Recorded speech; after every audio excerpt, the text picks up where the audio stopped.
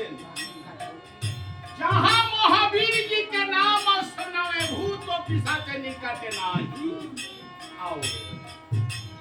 এর অর্থ এর মানে কি না, जहाँ महावीर जी के नाम सुनावे, এই মহাবীর জি হচ্ছে শঙ্কর মোচন বজরংবলী পবন পুত্র বীর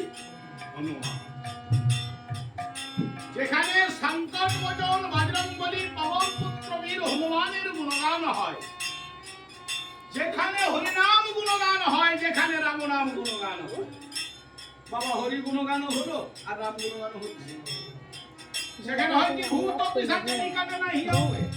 ভূত প্রেত পিশাচ নাহি যুগিনী দানা দত্ত কোনই তাকে আক্রমণ করতে পারবে না এই নামের প্রভাবে বা নামের